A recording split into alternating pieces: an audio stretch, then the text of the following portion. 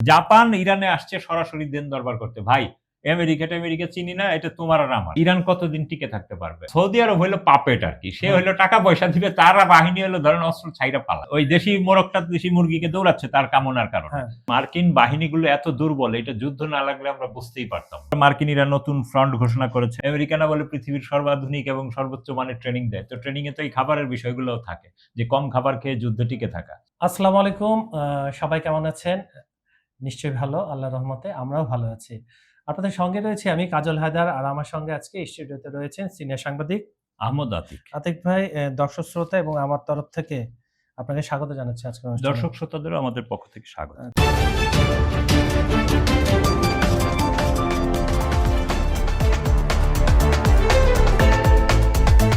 ইউটিউবের কিছু দর্শক শ্রোতা প্রচুর কমেন্ট করেছেন, কিন্তু সময় স্বল্পতার কারণে আমরা সব কমেন্ট পড়তে পারছি না বলে শুরুতে ক্ষমা প্রার্থনা।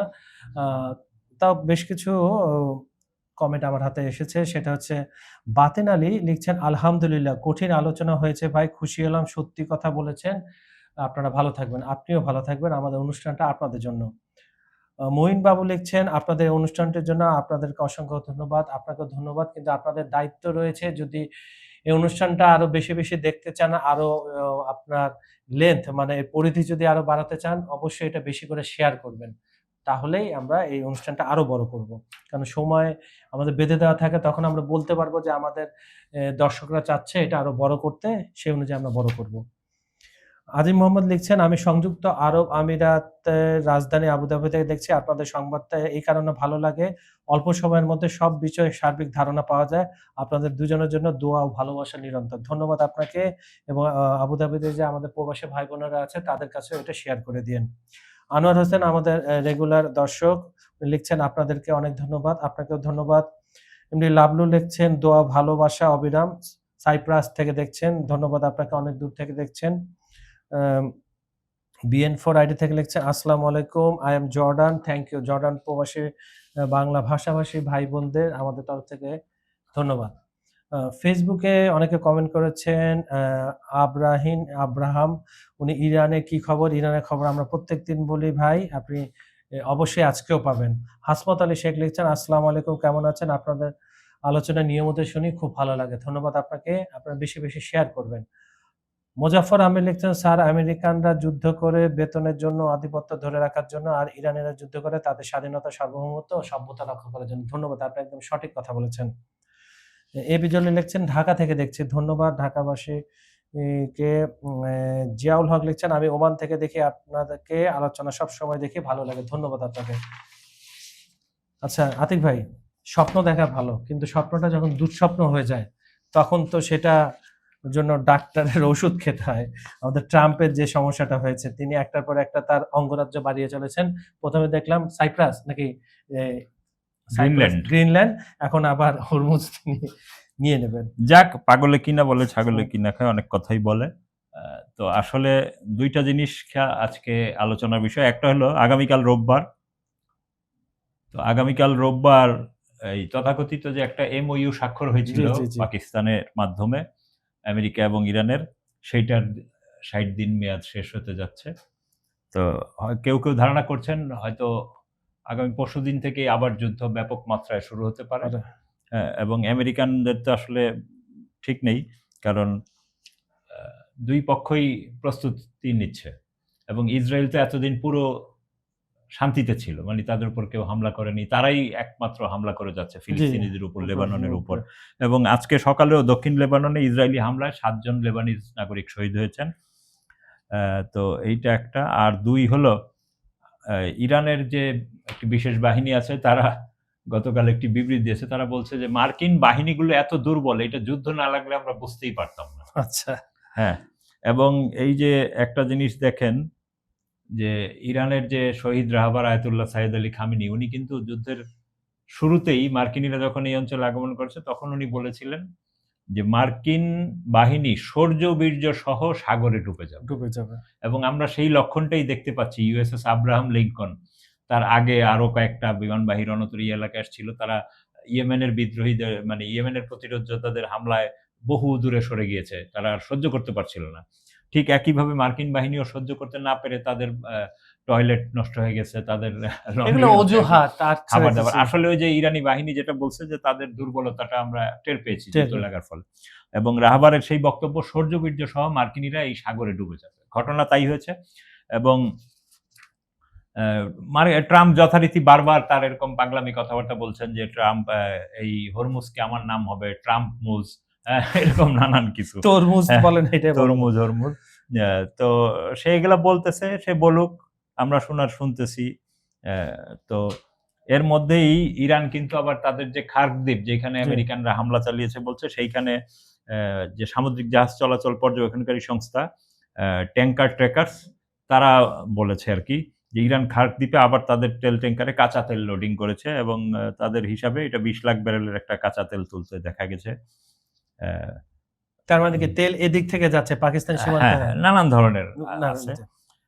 এরই মধ্যে আবার মার্কিনীরা নতুন ফ্রন্ট ঘোষণা করেছে। তারা বলতেছে, স্যান্ডকম বলতেছে যে আমরা ফ্যালকন স্ট্রাইক নামে একটা ড্রোন বাহিনী তারা করছে। তো এটা এর আগেও তারা বলেছিল স্করপিয়ন স্ট্রাইক টাস্ক ফোর্স। এর 9 মাস পর এখন আবার নতুন বাহিনীর কথা বলল। আতিক ভাই, একটা জিনিস তো মানতে হবে আপনাকে, আপনি একটু রসিক কম আছেন, কিন্তু তাদের নামগুলো আপনি দেখবেন, ওই যে আপনি বলেন না হলিউডের মতো সবকিছু তারা মানে চশমা পরিয়ে রাখে, চশমায় রঙিন রঙিন কথা, রঙিন রঙিন স্বপ্ন দেখায়, রঙিন রঙিন ছবি দেখায়। যাক, এটাকে MQ-9 এর মতো ফেলে দেবে তারা, এটা। তারপরে যে মার্কিন নতুন বিমানবাহী রণতরী, এটার নাম হলো USS জর্জ ওয়াশিংটন। এইটাকে তারা গত 1 সপ্তাহ আগে কিন্তু কম খাবার, কম সবকিছুর মধ্যেই তারা, আর মার্কিন বাহিনী খাবার কেন কম হচ্ছে এই জন্য সে বিদ্রোহ। তাহলে তাদের এই ট্রেনিং কই গেল? আমেরিকানা বলে পৃথিবীর সর্বাধুনিক এবং সর্বোচ্চ মানের ট্রেনিং দেয়, তো ট্রেনিং এ তো এই খাবারের বিষয়গুলোও থাকে, যে কম খাবার খেয়ে যুদ্ধে টিকে থাকা। কারণ যুদ্ধের মধ্যে তো আপনার খাবার সরবরাহ হওয়ার স্বাভাবিক জীবনের মতো হবে না, কিন্তু আমেরিকান আর্মি ওই যে হলিউডের সিনেমার মতো তাই চায়। আচ্ছা, আমার একটা ছোট্ট কোয়ারি আছে আপনার কাছে, সেটা হচ্ছে আমরা যখন প্রথমে দেখেছিলাম 28শে ফেব্রুয়ারির আগে 3টা রণতরী আসছিল, আপনার আব্রাহাম লিঙ্কন, তারপর জর্জ ডব্লিউ বুশ, আর ওয়াশিংটন কি আসছিল? না, ওয়াশিংটন আরেকটা আসছিল সম্ভবত ত্রিপলি।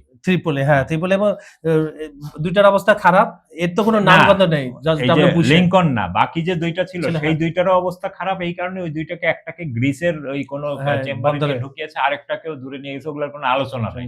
এখন সে তৃতীয়টাও শেষ হয়ে গেল, আরো একটা আনতেছে। আর এর আগে কিন্তু আপনার ইয়েমেনের যোদ্ধাদের আঘাতেও গত 3 বছর যাবত তারা ইয়েমেনের সীমান্ত বলে, আপনি জানেন যে এই যে চ্যাটাম হাউসের একটা, লন্ডনের চ্যাটাম হাউসের একটা আর্টিকেল আজকে আমাদের দৈনিক যুগান্তরে প্রকাশ করেছে। সেইখানে কিন্তু তারা অদ্ভুত মানে তারা হেডিং করেছে যে ইরান কতদিন টিকে থাকতে পারবে, আর ভিতরে কিন্তু সূক্ষ্মভাবে মানে ওইটা পড়লে আপনার মনে হবে যে একটু পজিটিভ লিখেছে, কিন্তু না, বাস্তব হলো মার্কিনীরা বা ইউরোপিয়ানরা ওইটাতে ওদের বক্তব্য হলো যে ইরানের সাথে যুদ্ধ করছে, কিন্তু কে আগ্রাসী, কে এসে অন্যায়ভাবে আক্রমণ করলো, এইসব বিষয় নাই।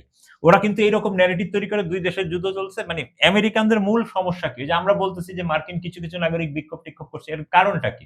আমেরিকানরা এবং চ্যাটাম হাউসের আর্টিকেলও বলছে যে তাদের ইতিমধ্যে খাদ্যদ্রব্যের দাম বেড়ে গেছে, জীবনযাত্রার কঠিন হয়ে যাচ্ছে, তাহলে বাজারে যেন তেলের দাম বেড়ে না যায়। এই জিনিসগুলো তারা তাদের জনগণকে বোঝায়। এই যে দেখেন, এই মার্কিন জনগণ, মার্কিনীরা যে এই যে ভেনিজুয়েলা দখল করে নিল, এই যে তারা ইসরায়েলকে বছরের পর বছর তাদের ট্যাক্সের টাকাগুলো দিয়ে দেয়, এগুলো নিয়ে তো কোনো কথা বলে না। এগুলোর কারণেই তো তাদের দেশের দাম বাড়ছে। এবং তারা যে অন্যায়ভাবে ভেনিজুয়েলা দখল করছে এটা সমস্যা না, ভেনিজুয়েলা দখল করছে এতে কিন্তু তারা খুশি। আমেরিকা ইরানে এসে আক্রমণ করছে এতে তারা খুশি, কিন্তু কখন বেখুশি হয়েছে, যখন তাদের পেটের উপরে টান পড়ছে। এবং আমেরিকা ভাবতেছে যে হরমুজের উপর অবরোধ দিছে, যে ট্রাম্প বারবার বলতেছে আমরা অবরোধ দিয়ে রাখছি, নতুন রণতরী হামলা করছি। তারা যে ইরানের অর্থনীতির, মার্কিন যে যুদ্ধমন্ত্রী, অর্থমন্ত্রী, ভাইস প্রেসিডেন্ট সবাই বলছে আমরা ইরানের এই মুহূর্তে আমাদের ইরানের পরমাণু শক্তি টার্গেট না, ইরানের অর্থনীতি টার্গেট। তো ইরান তো বাবা 50 বছর যাবত এই অর্থনৈতিক টানাপোড়েনের মধ্য দিয়েই তারা ক্রমাগত উন্নয়নের দিকে যাচ্ছে, তাই না? তারা বলছে পরমাণু কোনো আলোচনা নেই, হরমুজ কিভাবে খুলতে হবে। আর তোমরা 6 মাসের মধ্যেই একদম কাইচিত হয়ে গেছো, তোমাদের অবস্থা খারাপ, আমেরিকান অর্থনীতি ধ্বংস। এবং সর্বশেষ আপনি দেখেন অবস্থা কতটুকু। আমেরিকার অন্যতম মিত্র এশিয়ায় জাপান, জাপান ইরানে আসছে সরাসরি দেন দরবার করতে। ভাই, আমেরিকা চিনি না, এটা তোমার আর আমার দো তরফ কি মামলা। এশিয়ার সবচেয়ে বেশি টাকা কিন্তু জাপান থেকে যায় আমেরিকায়। হ্যাঁ, তো সেই জাপান ইরানকে এসে হাতে পায়ে ধরতেছে যে আমরা আমাদের জাহাজে, তোমরা আমাদের জ্বালানি সংকট, আমাদের শিল্প টিল্প সব ধৈর্য পড়তেছে। তাদের মনে হয় 95% আমদানি। হ্যাঁ হ্যাঁ, তো তোমাদের সাথে আমাদের একটা আন্ডারস্ট্যান্ডিং হোক, আমেরিকা এখানে নাই। নাই। তো অবস্থাটা চিন্তা করেন কোন পর্যায়ে যে চলে গেছে? আমেরিকার মিত্ররা কিন্তু সব ধীরে ধীরে সরে যাচ্ছে। আর আচ্ছা, আজকে আমরা আপনাদেরকে দর্শকদেরকে আরেকটা সুন্দর খবর দেই। এইটা হয়তো বাস্তবে আরো কিছু অগ্রগতি ঘটলে হয়তো রাতের মধ্যে জানা যাবে। কুয়েতে গত ২-৩ দিন যাবৎ ব্যাপক মানে চরম অসন্তোষ দেখা দিছিল মধ্যপ্রাচ্যের অনুযায়ী, এবং কারণ কি? কারণ কুয়েতের ভিন্ন মতাবলম্বী যেসব বুদ্ধিজীবী বা রাজনৈতিক ব্যক্তিত্ব আছে তাদেরকে সমানে গ্রেফতার করতেছিল। আচ্ছা। এই গ্রেফতারের ফলে আজকে সকালে যেটা হয়েছে, সামরিক বাহিনীর একাংশ এবং বিদ্রোহ বিক্ষোভরত জনগণ তারা পক্ষে। রাস্তায় নেমে গেছে। আচ্ছা, আচ্ছা। তো এখন ওইখানে একটা বিশৃঙ্খল অবস্থা চলছে। ওইখানে কোনো সঠিক সংবাদ পাওয়া যাচ্ছে না। কেউ কেউ বলছে যে কুয়েতের আমির পালায়ে সৌদি আরব চলে গেছেন। হ্যাঁ? আবার কেউ কেউ বলছে না, উনি সামরিক বাহিনীর আরেকটা ইউনিটের তত্ত্বাবধানে আছেন। তো একটা বিশৃঙ্খলা চলছে। এইটাই হলো। মানে এই যে এটা সোর্স কি আতিক ভাই? এটার সোর্স হইলো ইরানি একটা সোর্স আরকি, আচ্ছা, তারা আচ্ছা। বলতেছে। মানে বিক্ষোভ চলতেছে, ইট ইস কনফার্ম। কিন্তু confirm। আমির পালায় গেছে কিনা এটা এইটা একটু এখনো আচ্ছা। এটা যত সময় যাবে আরো ক্লিয়ার হবে হ্যাঁ। ঘটনাটা। তারপরে আপনি ওই যে গত সপ্তাহে আমরা একটা নিউজ দিয়েছিলাম যে ইটালির একটি সামরিক কারখানায় ব্যাপক বিস্ফোরণ জি, জি। ঘটেছিল।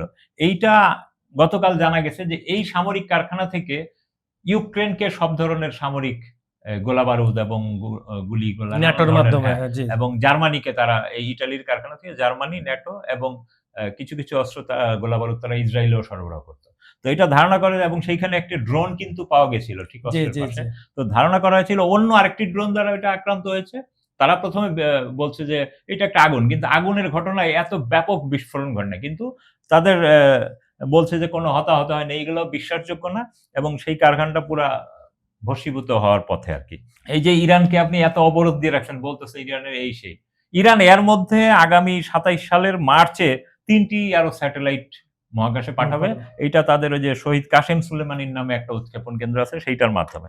তো তার মানে আপনি ইরানকে যুদ্ধ করতেছেন, ধ্বংস করেছেন, এর মধ্যেও কিন্তু সে কিভাবে? তার অগ্রযাত্রা অব্যাহত রাখছে। এবং বলা হচ্ছে আ ২৬ টি ইরানি স্যাটেলাইট এটা হইলে আকাশে থাকবে। এর মধ্যে ১৮ টা তারা সার্বক্ষণিক যোগাযোগ এবং অন্যান্য কাজে ব্যবহার করবে, আর বাকিগুলাকে রেস্টে রাখবে। একটার ঝামেলা হলে আরেকটাকে আরেকটা। সেট করবে। তো এই যে দেখেন, এটা কি কোনো মুসলিম দেশ চিন্তাও করতে পারে পৃথিবীতে? আর আরেকটি দুর্ভাগ্যজনক হলো আমরা যেটাকে যে মক্কা জোট বলি, এইটাকে আমি নাম বলি আমেরিকান ইসলামী জোট। হ্যাঁ, তো এই আমেরিকান ইসলামী জোটে আরেকটি আমেরিকান আ সমর্থন পুষ্ট দেশ মিশরের যোগদান মোটামুটি চূড়ান্ত কিন্তু বলে জানা গেছে। মিশনকে তো নিতে চাচ্ছে না রাতিক হ্যাঁ, ভাই, সৌদি আরবের কারণে। সৌদি আরব তুরস্ক পছন্দ নিতে করে না, যাচ্ছে না। কিন্তু তুরস্ক এবং পাকিস্তান মিশরকে নিতে চায়। কারণ মিশর কিন্তু সবচেয়ে ওই অঞ্চলে একটা শক্তিশালী সেনাবাহিনী। ওই অঞ্চল না শুধু, সারা মুসলিম বিশ্বে যে ৫-৬ টা যদি দেশ ধরেন আপনি, ইরান ১ নাম্বার, তারপরে তুরস্ক, তারপরে পাকিস্তান, তারপরে মিশর, আর সৌদি আরব হইলো পাপেট আরকি। সে হইলো টাকা পয়সা দিবে, তার বাহিনী হলো ধরেন অস্ত্র ছাইরা পালায়। হ্যাঁ, আর এইদিকে আছে ইন্দোনেশিয়া, মালয়েশিয়া।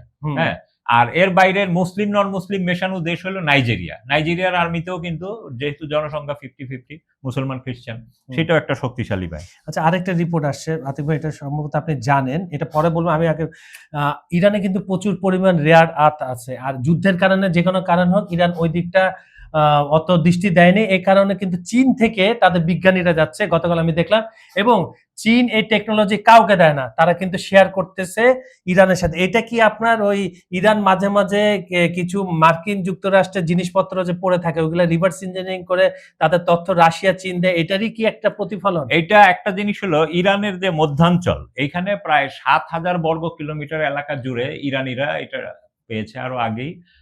ওইখানে তারা এরকম নানান ধরনের রেয়ার আর্থ এর সন্ধান আছে। তো এইটা তো তাদের সাথে রাশিয়ানদের, চাইনিজদের এক ধরনের সহযোগিতা তো আছেই। এবং এই যে ইরান যে কপি করে ফেলে কোন একটা রিভার্স ইঞ্জিনিয়ারিং, এটা চাইনিজরাও করে, রাশিয়ানরাও করে। রাশিয়ানরা একটু কম পারে, চাইনিজরা এটা ব্যাপক দক্ষ, ইরানিরাও ব্যাপক দক্ষ। তো এই যে ধরেন ইরানিরা এখন চাইনিজ বিজ্ঞানীদের যুদ্ধের কারণে এটা আলোচনায় আসছে। কিন্তু আসলে চাইনিজ বিজ্ঞানীরা অনেক আগে থেকেই, চাইনিজ এক্সপার্টরা ইরানে যায়, ইরানিরা চায়নায় আসে, রাশিয়ানরা যায়, ইরানিরা যায়। এই ধরনের নানান ধরনের সহযোগিতা, এবং উত্তর কোরিয়ানরাও আসে। এগুলো তাদের মধ্যে কন্টিনিউ, মানে চীন, রাশিয়া, উত্তর কোরিয়া, ইরান এদের মধ্যে, এবং কোন কোন ক্ষেত্রে কিউবাও আছে। হ্যাঁ, এতদিন ভেনিজুয়েলা ছিল, ভেনিজুয়েলা এখন একটু কাট অফ হয়ে গেছে। এই সব দেশগুলো কিন্তু একজন আরেকজনের সাথে নানান ক্ষেত্রে সহযোগিতা করে, এবং এইসব সহযোগিতার মাধ্যমেই তারা নিজেদের জিনিসপত্র ডেভেলপ করতেছে। তো এটা স্বাভাবিক যে ইরান এখন রেয়ার আর্থ। তারপরে আপনার আরেকটা জিনিস হলো, সারা পৃথিবীতে গত বছর বিশ্ব স্বাস্থ্য সংস্থা বলছিল 30% খাদ্য ঘাটতি দেখা দেবে, কিন্তু আমার মনে হচ্ছে এই খাদ্য ঘাটতিটা আরো বেশি, কারণ আপনার ইউক্রেনিয়ানরা রাশিয়ান বিভিন্ন জাহাজে আক্রমণ করেছে গত 2-3 দিনে। 4টা জাহাজ, এর মধ্যে 2টা ডেস্ট্রয়ার আর 2টা বাণিজ্যিক জাহাজ। তো এর ফলে হয়েছে কি, রাশিয়ানরাও আবার ক্ষেপে, ইউক্রেনের তো বিশ্বের খাদ্য ভান্ডার বলা হয়, ইউরোপের বিশেষ করে তো ইউরোপ না, আমাদের বাংলাদেশে আমরা যে গম জব, বিশেষ করে জব গম যেটাই বলেন, বাজারে যে আমরা সাদা আটার প্যাকেটে যে সাদা আটা খাই, অনেকে সাদা রুটি খেতে অভ্যস্ত, এগুলো কিন্তু একটাও বাংলাদেশি আটা না, কারণ বাংলাদেশি আটা কিন্তু খুব সুমিষ্ট এবং খুবই টেস্টি, রংটা কি লাল হয়, হালকা একটু লালচে হয়। এটা অনেকটা হারিয়ে যেতে বসেছে। আমাদের কৃষকরা মানে কম খরচে বেশি উৎপাদনের জন্য আমাদের দেশি মুরগির মতো অবস্থা। আপনি দেখবেন দেশি মুরগির টেস্ট কিন্তু অন্যরকম।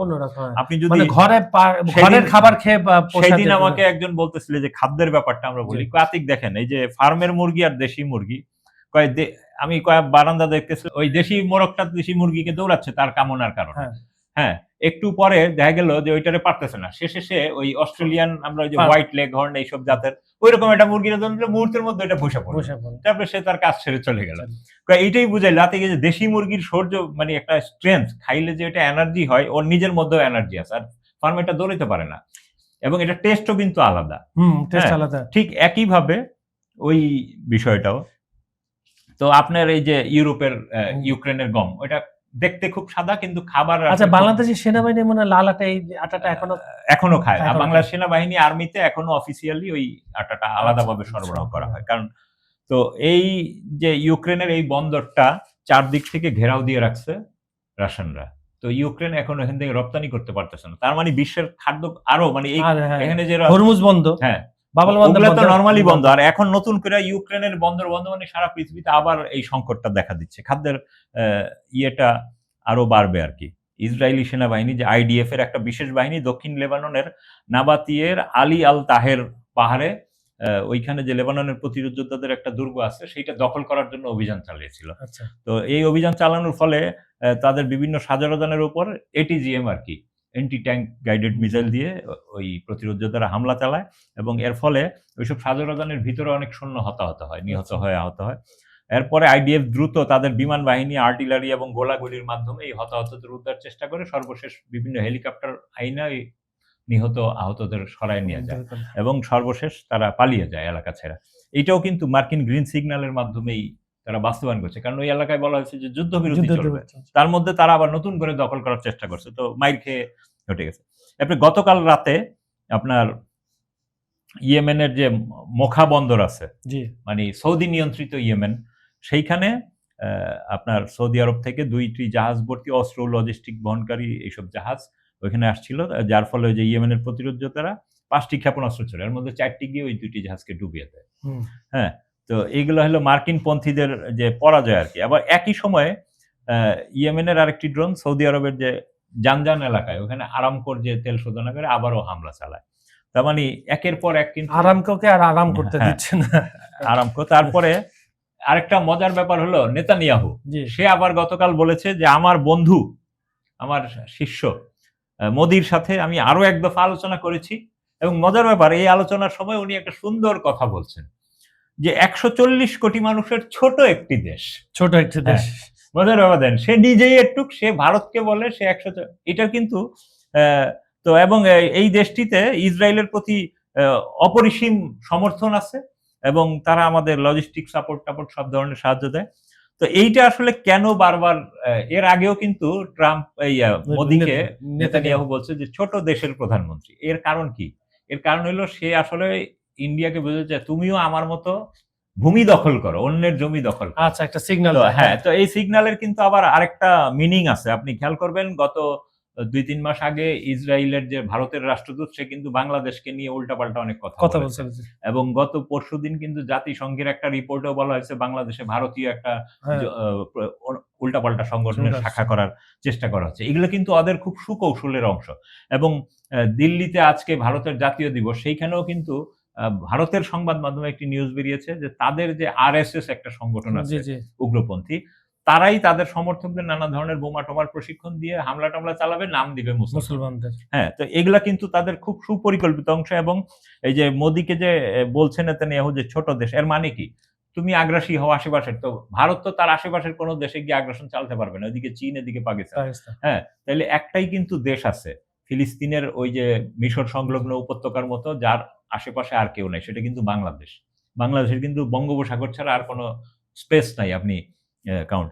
তো এটা কিন্তু আমাদের জন্য খুব অ্যালার্মিং। সিগনাল, জি। আমাদের রাষ্ট্রনায়করা বুঝুক বা না বুঝুক। আর ইরানের তাসনিম নিউজ কিন্তু আরেকটা নিউজ দিয়েছে এবং আমাদের সংবাদ মাধ্যমে এসেছে যে সিরিয়ার এই যে আপনি দেখছেন জোলানি, আমেরিকান জি। পাপেট, সে কিন্তু হঠাৎ করে গত ২-১ মাস যাবৎ খুব লেবাননের বিরুদ্ধে কথাবার্তা বলছে। লেবাননের প্রতিরোধ যোদ্ধাদেরকে এবং ইসরায়েলের পক্ষ থেকেও বলা হচ্ছিল যে ও যেন হস্তক্ষেপ করে। না করে, হ্যাঁ। তো এই সময় কিন্তু ইরান তুরস্কের মাধ্যমে তাকে বার্তা দিয়ে দিয়েছে যে যদি তুমি কোনো কিছু করো তাহলে তোমাদের শত, শত স্থাপনা আমাদের হামলার শিকার হবে। এবং এর ফলে কিন্তু এই বেটা তার হুমকি-ধামকি সব কমিয়ে দিয়েছে এবং সে তুরস্কের মাধ্যমে লেবানন এবং ইরানকে জানিয়েছে যে না, আমি আর আসলে এগুলা করব-টরব না। তারা তো এটা দেখতেছে যে ইরানের শক্তি সামর্থ্য কি পরিমাণ, এবং সে যদি কোন রকম লটর-পটর করে যে তার অবস্থা সাইজ হয়ে যাবে। তো এই হলো মোটামুটি এই দিককার অবস্থা। আব্বাস আরাকাচির একটা বক্তব্য আর ইন্দোনেশিয়া দিয়ে আমরা শেষ করব একটু। হ্যাঁ, তো আব্বাস আরাকচি তো আপনার সরাসরি বলেই দিয়েছে যে হরমুজ নিয়ে ওমানের সঙ্গে আমাদের আলোচনা চূড়ান্ত পর্যায়ে, যেটা আমরা গত কয়েক মাস যাবৎ দেখতেছি। আমেরিকার কারণে আসলে ওমান ওইটাতে খুব বেশি আগাইতে পারে না এবং তার যে প্রতিবেশী দেশগুলো আছে সৌদি আরব, কাতার, কুয়েত, আরব আমিরাত, তারাও হয়তো তাকে চাপে রাখছে। এই কারণে সে এটা নিয়ে বাড়ায়ও না পিছায়ও না। তো কিন্তু আপনার হরমুজ তো ইরান আর ওমানের নৌ সীমান্ত। তো এই ২ দেশই নিয়ন্ত্রণ করবে। এখানে কোনো আন্তর্জাতিক বর্ডার নাই। আন্তর্জাতিক জলসীমা ওইখান থেকে অনেক নটিক্যাল মাইল দূরে। যার ফলে আমেরিকানরাও এখানে এসেও খুব সুবিধা করতে পারে নাই। তারা এখান থেকে দীর্ঘ দূরে অবস্থান করে খালি হুমকি-ধামকি দিচ্ছে বাতাসের মধ্যে। হ্যাঁ? আচ্ছা, মাঝখানে আরেকটা কথা বলি। এই যে চ্যাটাম হাউস ওইখানে কিন্তু সুন্দর করে বলছে যে ইয়েমেনের যে প্রতিরোধ যোদ্ধারা তারা ইসরায়েলে হামলা করছে। এই যে ইরানের যে বোমার রেঞ্জ, মিসাইলের রেঞ্জ, এইটা নিয়ে বলি। আমরা এই পর্যন্ত ইরান যেসব মিসাইল আমেরিকা বা মিডল ইস্টের অন্যান্য দেশে বা ইসরায়েলে মেরেছে, সেইখানে আমরা দেখেছি যে ইরান সর্বোচ্চ ১৪০০ বা ১৫০০ কিলোমিটার রেঞ্জের মিসাইল মেরেছে। ইউরোপিয়ান বা আমেরিকান মিডিয়াগুলো সমানে প্রচার করছে ইরানের কাছে এইটাই সর্বোচ্চ রেঞ্জ। আচ্ছা, তো ইরানের সহযোগী সদস্য হইল ইয়েমেনের প্রতিরোধ যোদ্ধারা। তো তারা যে ইসরায়েলের বিভিন্ন বন্দরে, হ্যাঁ, ইলাত-টিলাত সহ বিভিন্ন জায়গায়, হাইফাতে আমরা কন্টিনিউ দেখেছি প্রতি ২-৩ দিন পর পরই বোম মেরেছে। এবং আরো মজার ব্যাপার, এই ইয়েমেনের প্রতিরোধ যোদ্ধাদের উপর কিন্তু B-20 বোমবার ইরানে মাত্র আমরা শুনেছি ১ টা বা ২ টা মেরেছে। কিন্তু ইয়েমেনে কিন্তু ৩ মাস কন্টিনিউ B-20 মেরেছে। তারপরেও কিন্তু তারা ওই দরিদ্র দেশটির যে মিসাইল সক্ষমতা সেটা কমাতে পারেনি। তারা ২ দিন পরপরই, ১ দিন পরপরই ইসরায়েলে মেরেছে, আমেরিকান বিমানবাহী রণতরীতে মেরেছে। হ্যাঁ, তারা আতঙ্কে ওই এলাকা ছেড়ে চলে গেছে। ফরাসি বিমানবাহী রণতরীতে মেরেছে, ব্রিটিশ ডেস্ট্রয়ারে মেরেছে। তারা কোন রকম যান নিয়ে পালিয়েছে। বলছে যে এই এলাকায় যুদ্ধ করা আমাদের পক্ষে সম্ভব না। তো সেই ইরানের যে সহযোগী শক্তি, তাদের মিসাইলের পাল্লা হলো ২০০০ থেকে ২২০০ কিলোমিটার। তো ইরানের ১৫০০ থেকে থেমে থাকবে। ইরান আসলে তার প্রয়োজন অনুযায়ী ওটা বের করবে। ইরানের কাছে অবশ্যই, এবং গত কয়েকদিন যাবৎ বিভিন্ন জায়গায় আলোচনা হচ্ছে যে ইরান হয়তো মার্কিন মূল ভূখণ্ডে আঘাত হানার মতো আইসিবিএম সেটা তৈরি করে ফেলেছে বা আছে, এবং সেটা কোরিয়ার সহায়তায়। এর আগেও প্রথম দিকে আমরা বলেছিলাম যে রাশিয়ান একটা টেরিটরিতে ইরানের আর্কটিক সাগরে সেখানে মেরে ইরান টেস্ট করে দেখেছে। যুদ্ধের ২-৩ মাস আগে একটা রিপোর্ট আসছিল। তো এইটা কিন্তু এই যে আপনার কালকে থেকে যে যুদ্ধবিরতি একটা তথাকথিত কাগজের কথা ছিল MOU, যেটা ইসরায়েলের সাথেও ফিলিস্তিনিদের আছে কিন্তু মেনে চলে না। ঠিক একইভাবে আমেরিকাও মেনে চলেনি এবং তাদের সেই মেনে না চলার মেয়াদটাও আগামীকাল শেষ হবে। তো পরশুদিন থেকে আমরা হয়তো একটা নিউ ফেজ দেখবো, আবার নতুন ধরনের কিছু একটা ঘটতে পারে, কাকতালীয় বা আকস্মিক। তো এগুলো গেল ইরান যুদ্ধের এবং রাশিয়ানদের বিষয়। ইন্দোনেশিয়ার একটু শেষ করতে চাই। এখন এই শক্তি আজকে ভোর বাংলাদেশ সময় ৪টা ৫৮ বা ৫টার দিকে, না, ইন্দোনেশিয়ার স্থানীয় সময়, মানে বাংলাদেশের কাছাকাছি ১ ঘন্টা এদিক সেদিক মনে হয়। তো এদের ইন্দোনেশিয়ার যে পূর্ব এলাকা নুসা তেঙ্গারা প্রদেশ, সেইখানের নাগোকে এলাকায় ভূমিকম্প আঘাত হানে। এটা ৭.৭ মাত্রার এবং এটা ভূমিকম্পের গভীরতা ছিল ১৫ কিলোমিটার ভিতর থেকে। তো পুরো ইন্দোনেশিয়া কেঁপে উঠলেও এইটা আসলে এর কেন্দ্র ছিল নাগেওকেওর মোবায়ে শহর থেকে প্রায় ৩০ কিলোমিটার উত্তর পূর্বে, এবং কম্পনের ফলে কিছু বাড়িঘর ভেঙে যায়। তবে ক্ষয়ক্ষতির পরিমাণ এখনো ক্লিয়ার না। এবং প্রথম দিকে ইন্দোনেশিয়ার যে আপনার আবহাওয়া, জলবায়ু, ভূপদার্থ বিজ্ঞান সংস্থা BMKG তারা সুনামি সতর্কতা জারি করেছিল। পরে আবার এটা প্রত্যাহার করেছে। অ্যা তো এখন দেখা যাক হয়তো আজকে কিছুক্ষণ পরে হয়তো এটার আরো ক্ষয়ক্ষতি কি হলো সেগুলো আমরা জানতে পারবো। আচ্ছা, ধন্যবাদ আতিক ভাই। আজকে দর্শকদের অনুরোধে অনেকগুলো বিষয় নিয়ে আতিক ভাই আলাপ আলোচনা করেছে এবং আশা করি আপনারা সবগুলোই ভালোভাবে বুঝতে পেরেছেন। যে অংশটা আপনারা বুঝতে পারেন না আমাদেরকে জানাবেন, আমরা সেটা নিয়ে আবার আলোচনা করব। আমাদের ভিডিওগুলো আপনাদের প্রতি অনুরোধ রইল সম্পূর্ণ দেখে লাইক, কমেন্ট, শেয়ার করবেন। পৃথিবীর কোন প্রান্ত থেকে আমাদের এই অনুষ্ঠানগুলো আপনারা দেখছেন, জায়গার নাম, আপনার নাম কমেন্ট সেকশনে জানিয়ে দেবেন। আন্তর্জাতিক যেকোনো বিষয় আপনারা যদি জানতে চান আমাদেরকে মেইল করেন, আমাদের কমেন্টে জানান। আমরা সে ব্যাপারে অনুষ্ঠানের একটা অংশে আপনাদের সাথে আলাপ আলোচনা করব। বিজ্ঞাপন ও প্রমোশনের জন্য ডেসক্রিপশনে কিছু নাম্বার দেয়া আছে, সেজন্য আপনারা যোগাযোগ করতে পারেন। আজকের মতো আমরা এখানে বিদায় নিচ্ছি। আগামীকাল দেখা হবে একই সময়ে, একই চ্যানেলে। ততক্ষণ পর্যন্ত সবাই ভালো থাকবেন, সুস্থ থাকবেন, নিরাপদে থাকবেন। আল্লাহ হাফেজ।